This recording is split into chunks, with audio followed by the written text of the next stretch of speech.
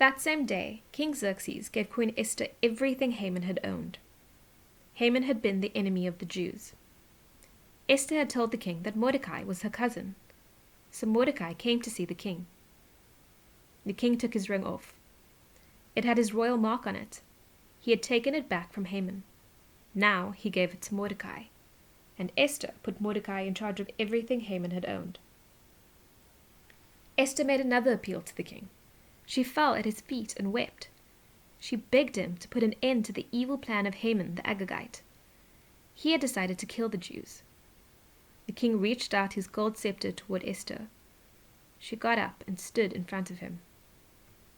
She said, "King Xerxes, I hope you will think what I'm asking is the right thing to do. I hope you are pleased with me. If you are, and if it pleases you, let an order be written. Let it take the place of the messages Haman wrote. Haman was the son of Hammedatha the Agagite. He planned to kill the Jews. He wrote orders to destroy us in all your territories. I couldn't stand by and see the horrible trouble that would fall on my people.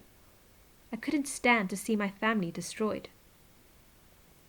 King Xerxes gave a reply to Queen Esther and Mordecai the Jew. He said, "Haman attacked the Jews, so I have given Esther everything he owned. My men have stuck a pole through his dead body, and they've set it up where everyone can see it. Now write another order in my name. Do it for the benefit of the Jews. Do what seems best to you. Stamp the order with my royal mark. Nothing that is written in my name and stamped with my mark can ever be changed." Right away, the king sent for the royal secretaries.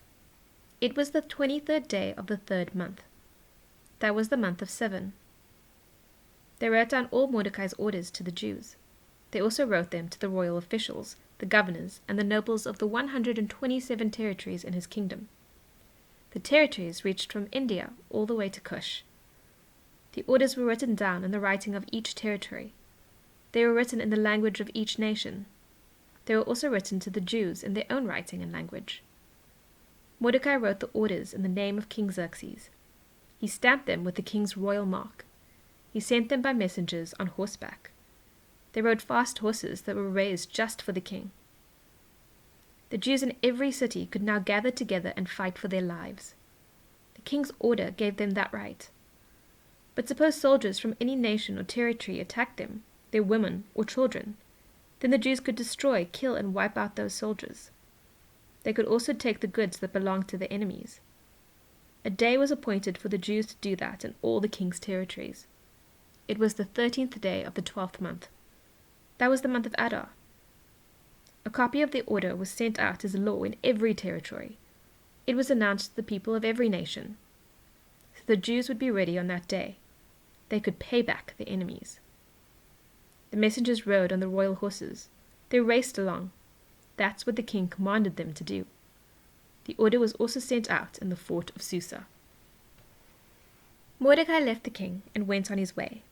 Mordecai was wearing royal clothes when he went. They were blue and white. He was also wearing a large gold crown, and he was wearing a purple coat. It was made out of fine linen.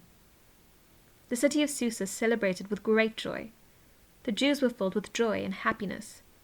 They were very glad, because now they were being honored. They celebrated and enjoyed good food. They were glad and full of joy. That was true everywhere the king's order came. It was true in every territory and every city. Many people from other nations announced that they had become Jews. That's because they were so afraid of the Jews.